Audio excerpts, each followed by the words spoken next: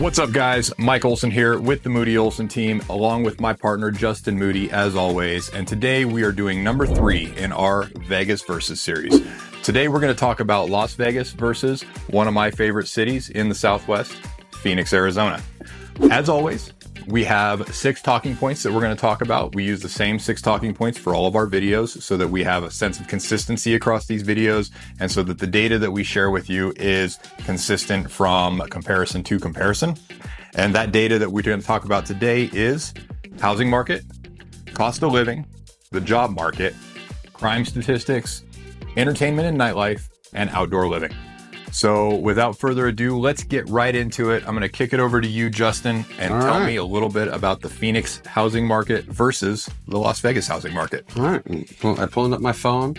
And, you know, we try and find sites that are easily accessible so that you as a potential buyer or seller can kind of find them.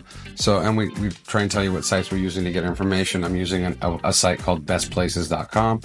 It gave me the comparables that I was really looking for as far as the housing market is concerned. So we'll start off with Phoenix. Phoenix, the median home price is $413,000, which is about 18% higher than the national average.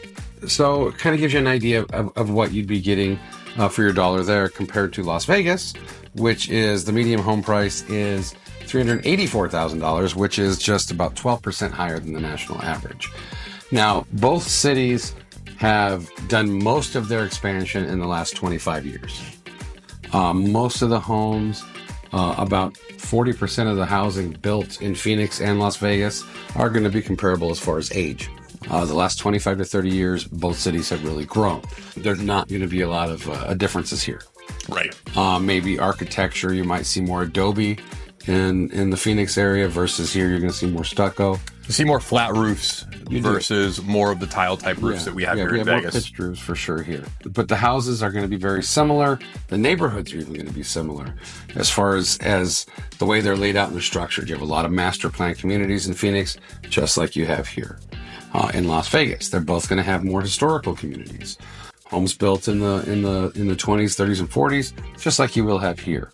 I think the main difference is the size. Mm-hmm. Phoenix is much larger. Phoenix has grown at a faster pace than Las Vegas has.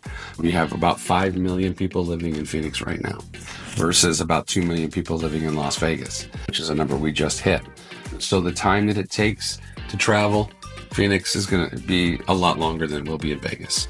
But as far as the housing market's concerned, there's about a $30,000 difference in the median home price, and both communities are going to have similar structure.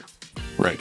Absolutely. And also, I'm sorry to cut you off, also going to have similar availability. Vegas has a little bit more availability because we're still in a new construction phase. We're still building a lot out. Phoenix is actually kind of slowed down on their new construction. I don't want to give any spoilers away here for the end of the video, but the bottom line is, guys, you're going to see this throughout this video. These are very comparable cities. Yes. And there are more similarities than there are differences. Honestly, if you take the strip away and you take away that aspect of Las Vegas, the two cities are virtually identical. I agree. So that is going to be a consistent theme throughout this video. You guys are going to see it. And that being said, we're going to go ahead and move on from talking about the housing market. And we're going to talk about the cost of living from a big picture perspective. So these numbers do include the differences in the housing market, but it's also going to touch on a lot of the day-to-day living expenses of living in Las Vegas versus living in Phoenix. So I'm looking at NerdWallet right now. This is the site that I use for direct comparison of cost of living. I have my laptop here just below the sight line of the camera, so you guys know what I'm looking down at. And if you take Las Vegas and you compare it to Phoenix, Arizona, the median income in the city of Las Vegas, we tell you guys this all the time, is about $61,400 a year, median household income. In order to maintain the same cost of living that you have in Las Vegas at that income, if you go to Phoenix, you only need $63,330, which is to say it's basically a wash. Yeah. Right? The cost of living in Phoenix and the cost of living in Las Vegas are close enough to barely be a discussion point. And if I break that down into some of its individual components, so housing cost, we already talked about this a little bit, just to put a flat number on it. Housing cost in Phoenix about 8% higher overall. So you're talking, Justin already talked to you about home prices, talk about rent. A 2-bedroom apartment in Las Vegas goes for just over $1,600. A 2-bedroom apartment in Phoenix, just over $1,800. Again, pretty much a wash. Transportation cost in Phoenix is going to be a little bit lower. Phoenix has a more robust public transportation system than we do. And gas tends to be cheaper in Phoenix than it is here. Food costs, almost identical. And then where we do edge them a little bit is in entertainment cost, 10% higher in Phoenix than Las Vegas, which makes sense given that Las Vegas is a entertainment city.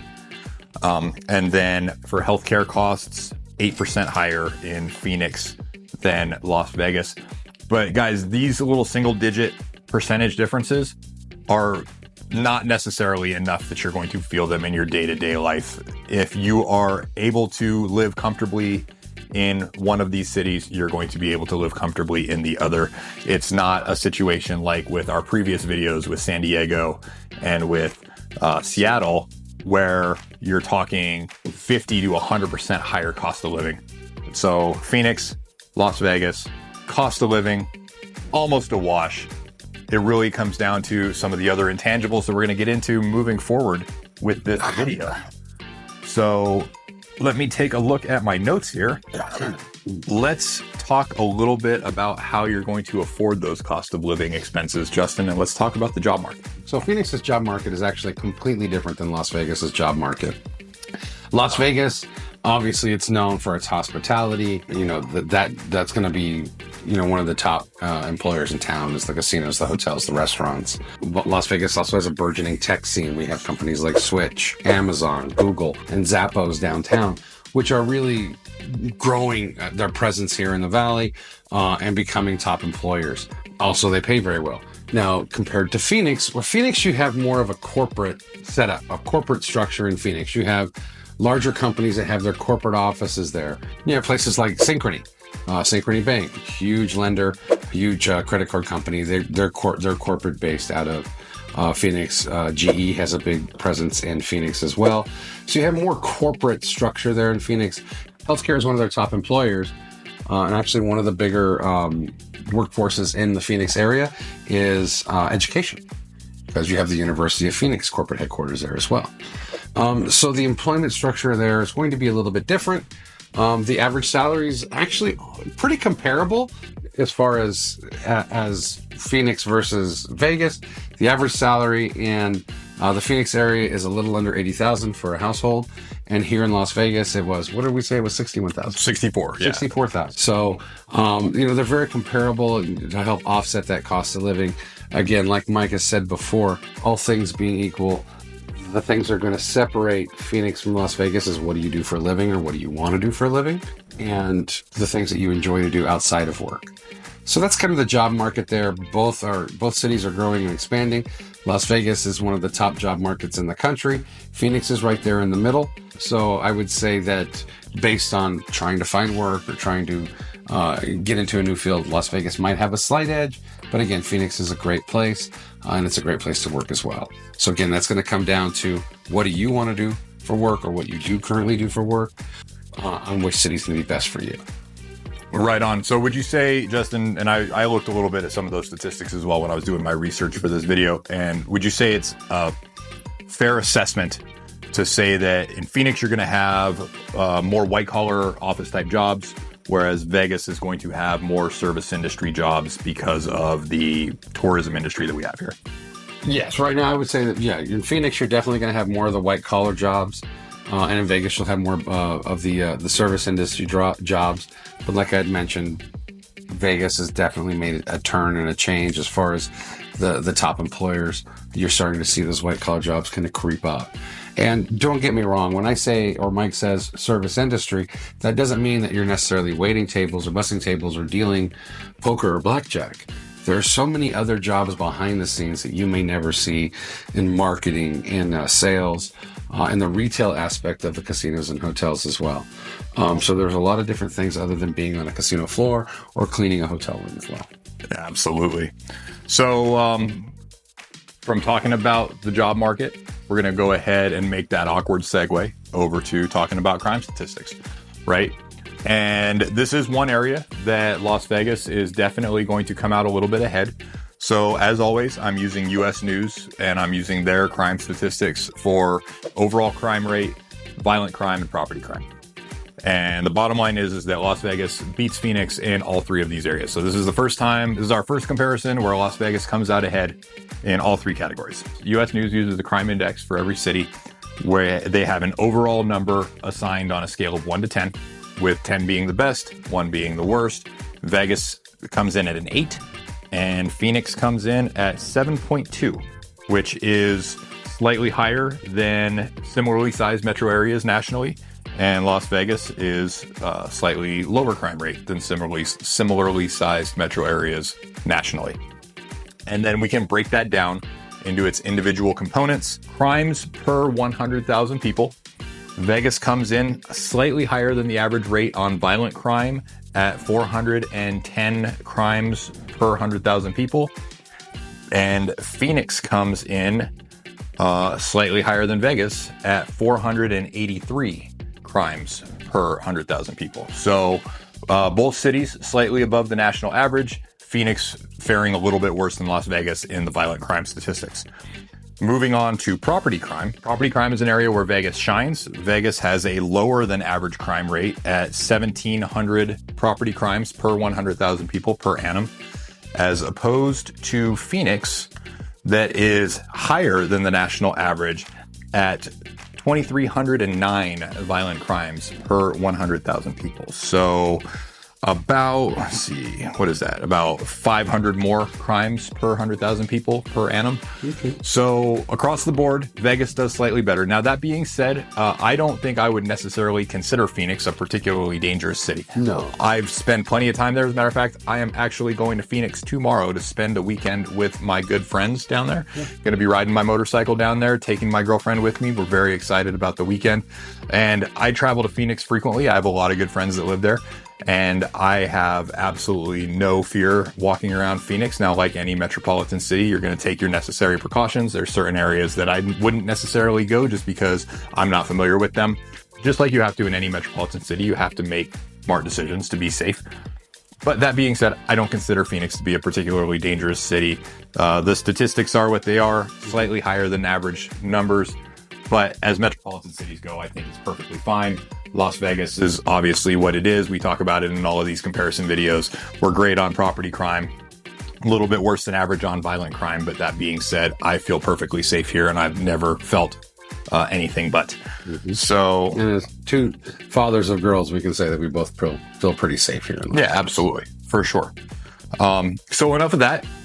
Let's go ahead and move on to something fun.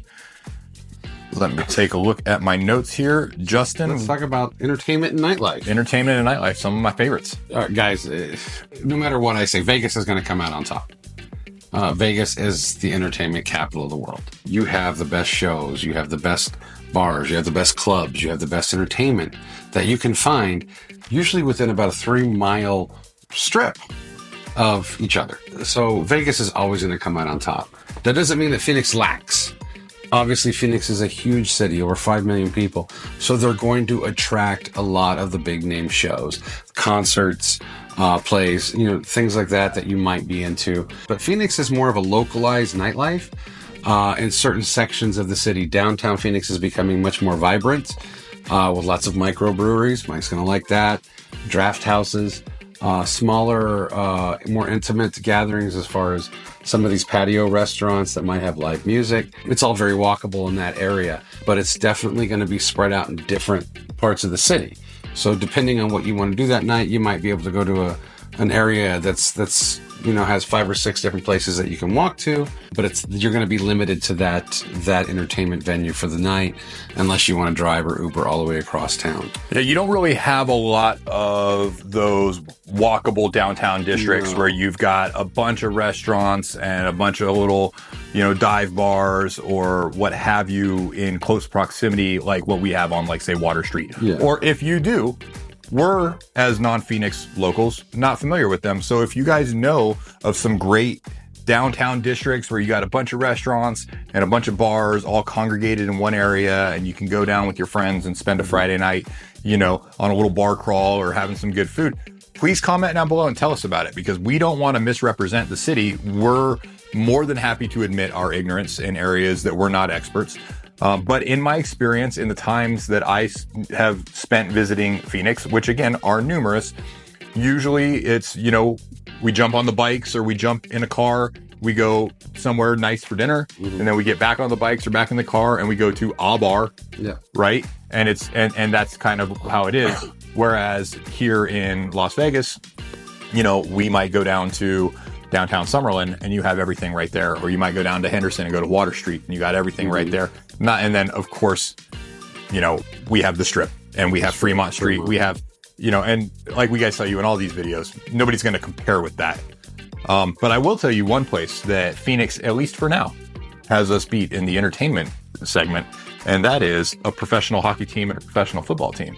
Phoenix actually has all 4 of the major sports. They do. Right? So they've got the Suns, they've got the Diamondbacks, they've got the Cardinals, and they've got the Coyotes. Yeah. Well, which is funny. I just read an article yesterday that there is a more than 50-50 chance the Coyotes will be relocating possibly to Salt Lake City next year. Really? Yeah. Well, I didn't know this. The NHL actually owns the owned the Coyotes, and they just sold them. I believe it was 2 years ago, and they're trying to secure a stadium site or an arena site for the Coyotes. But if that can't be secured, there's a higher than likely chance they're going to end up in Salt Lake. All right. I didn't know that either. So I learned that along with you guys. But for now, Las Vegas, we have the Raiders and we have the Golden Knights, and looks like the A's are coming. The A's are coming. Right. And we have no NBA team, and I don't believe there's anything on the horizon, but there's a lot of talks. Wouldn't surprise me in the next 5 years we have an NBA. It wouldn't surprise me either. And especially the way that this city has just absolutely thrown their wholehearted support behind, particularly the Knights and the Raiders. People are excited about the A's. Las Vegas, it turns out, is a phenomenal sports city that nobody knew about because we never had any sports teams here. Yeah. But very exciting times. But for the moment, we got to give the edge to Phoenix. They do have all 4 major sports teams in their city. Or a team from all 4 major sports leagues in their city. Yeah. So they do have us there. But we have the shows, we have the Strip, we have Fremont Street, we have them there. And then as far as dining goes, Phoenix has phenomenal food. Any major metropolitan city of that size is going to have phenomenal food. We also have phenomenal food. We've talked to you guys about it before. I will give Phoenix the tilt on this. My time in Phoenix is very limited. I'm not a big drinker. I'm not a big club guy.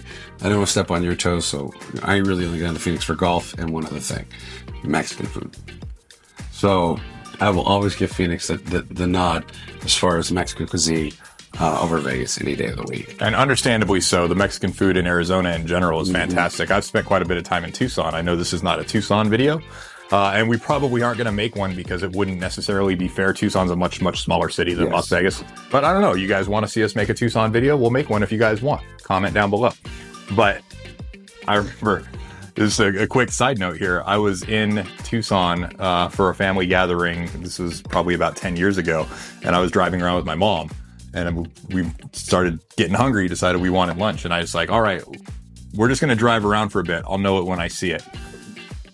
And I found a building that had like a handwritten sign or hand-painted sign that said tacos, and the building looked like it was about to fall down. Perfect place. And I stuck my head in there, and I was like, habla inglés? And the guy was like, no. I was like, this is the place. This is the place. And they were amazing tacos. I'm sure they were. So, the Mexican food, and then perfect segue into what Mike's going to talk about as far as outdoors is the golf. So I'll let Mike kind of take over the outdoor living in the Phoenix area. Absolutely. One of the best golf cities in the nation is Phoenix. There's not a lot of cities, at least of the cities that I have on my board for us to do these videos on. Phoenix might be the only one that I believe hands down has us beat for golf. Yeah. Right? We have some phenomenal golf here. Don't get me wrong. Yes, we have some great golf here. but Phoenix is a golf mecca. Yes, it is. It is absolutely fantastic for golf, which is really good unless you're into, say, outdoor vehicles, you know, dirt bikes and quads and that sort of thing. When it comes to outdoor living, there's some good hiking in Phoenix, but not a lot of great lakes, not a lot of great, no great river. They're obviously not on the ocean. Well, Phoenix is not. Didn't George Strait say there was oceanfront property in Arizona? I believe he did, but I would go so far as to say you should fact check that song. I will definitely do that. Nothing against Phoenix, but when it comes to outdoor living, I don't think that they have a whole lot to offer that we don't have to offer here. They're in the middle of the desert. We're in the middle of the desert. But we have Lake Mead. We have the Colorado River. We have Mount Charleston. Phoenix doesn't have any of those things. Now, there are mountains within a couple hours drive. Grand Canyon's about 2.5 hours north. Exactly. But if you're talking about like day-to-day life, like what am I doing right here in the city where I live, right? I can get to Lake Mead in a little over 30 minutes. I can be out on the water. I can get to the Colorado River just a little bit longer than that. Mount Charleston's only 20 minutes up the road from my house. So I have access to all those things within an hour. You're not going to have access to a big lake or to a river or to a mountain within that driving distance if you live in Phoenix. However, the golf. There's so much good golf there, to the point that Justin and I have talked repeatedly about taking golf weekends down to Phoenix. So it's substantial enough that we're willing to leave our desert city to go to another desert city just to play golf. So very true. I will give them credit there, but when it comes to any other type of outdoor activity, I think Vegas gets the nod. Again, we have the lake, we have the river, we have the rock climbing, we have the mountains you can hike in. So Phoenix, you get it for golf. We're going to come down there and play some of those fantastic courses. Now, and you get all that in Las Vegas, and I don't think we mentioned this, but you get all that in Las Vegas and you don't have to worry about paying a state income tax. You do not have to worry about paying a state income tax. So cycling back just for a quick moment to our cost of living discussion, Nevada is where it is when it comes to that. So you are going to have to take that into consideration when you're deciding to move for one city or the other as well. Listen, we're going to go ahead and wrap this video up. No reason to belabor this. As we tell you guys every single time, these videos aren't about saying one city is better than the other city. Phoenix is a phenomenal city. I love it there. Like I said, I'm literally hitting the road on my Harley tomorrow to go spend the weekend down there with some good friends. We're going to eat some good food. I'm not going to get to play any golf this weekend, unfortunately, but it's hard to put the golf bag on the motorcycle. The Harley does not carry the golf clubs well. No, it does not. So I am looking forward to my weekend down there with my friends. I am looking forward to eating some great Mexican food and having some good times in Phoenix. It's a phenomenal city. So these videos are never meant to put another city down. They're just meant to give you guys the information that you need in order to make an informed decision if you're debating between moving to one city or the other. And I've told you guys this before. When I moved here to Las Vegas, the decision I made was largely between Las Vegas and Phoenix. It was the two cities that I was debating between primarily when I made that choice. You guys see what choice I made? That was what was right for me. I don't know what's right for you. If you do think Phoenix is right for you, we have some fantastic Realty One Group agents that we could refer you to. Please reach out to us. We would love to give you guys a referral down to somebody who we know is going to take care of you the right way. And if Las Vegas is right for you, which we hope it is, reach out to the Moody Olson team. Whether you're moving here next week, next month, or next year, we would love to help you find your dream home. I'm going to kick it over to Justin to give you the outro here. So guys, like Mike said, we'd love to be able to answer any questions that you have about Las Vegas or even Phoenix with our limited knowledge. We'll do the best we can. But the best thing that you can do to help us out and help yourselves out and help others out is comment down below. Let us know if these videos are touching the points that you want us to touch on. Like and subscribe. It really helps us out on this end to let us know that we're doing the right thing, and hit that notification bell so that you know when we release our new videos. So that way we can continue to put out the highest quality videos for you, the most educational, to really give you the information that you want. Now, if you're not ready to talk to a realtor, let's face it, not everybody is, but you are interested in possibly moving in the near future, reach out to our lending partners at New American Funding, Steve and Linda. Their contact information will be down below, and they'll be more than happy to help you understand the loan process, where you're at, what you need to be, or how much it's going to cost you monthly. Until next time, guys, we'll see you later.